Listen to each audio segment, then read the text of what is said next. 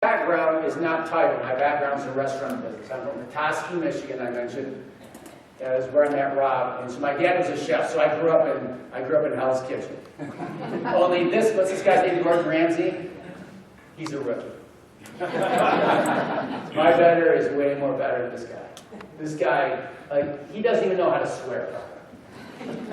And these are like childish tantrums he throws for television ratings, right?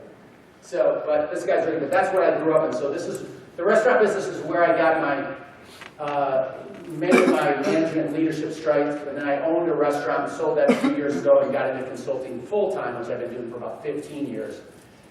So much of my opinions on leading and managing teams come from the restaurant business. And also, where I first got really interested in sales, because I was the end user of the, I was the end user of the supply chain.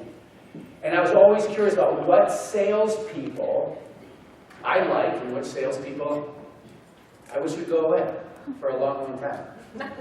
And so I just got being curious. I got how people showed up on a sales call with me. Like just how they showed up and presented themselves. And which of those salespeople I thought brought value or didn't bring value.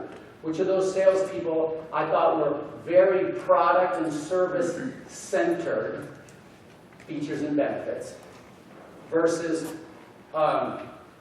centered, in my business, me.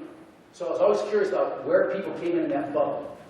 And so I started being really curious about sales for a long time ago, and I'll share a little bit more about that, what I thought the great did that the good didn't do. We'll get a little more on that. So this is my other life.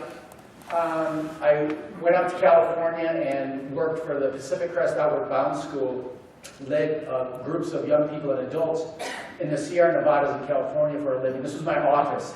Pretty cool, right? And so I got really interested too in leadership. So how do you take a group of individuals who have different backgrounds, different skills abilities, different knowledge and abilities, and get them to come together and build a high-performing team to achieve significant results like climbing to the top of the mountain, while going through some fairly dangerous terrain to get to the top of the mountain.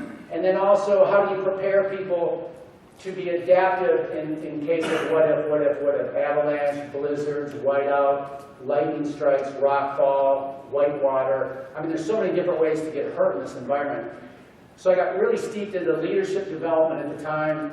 And then Stephen Covey, if you've been around long enough, Stephen Covey's book, 7 Habits of Highly Effective Leaders, that came out in the late 80s. I read that and just got all geeked up about organizational leadership and went and got a graduate degree while still keeping a foot in the hospitality industry. And then eventually moved back to Northern Michigan, bought a restaurant for my father. Let me ask you a question. What kind of father would sell a restaurant to a child? I mean, it's an awful business. And so I dragged my wife from North Carolina, she's from Asheville. I dragged her up to Petoskey, Michigan to run this steakhouse. It was a fine dining steakhouse.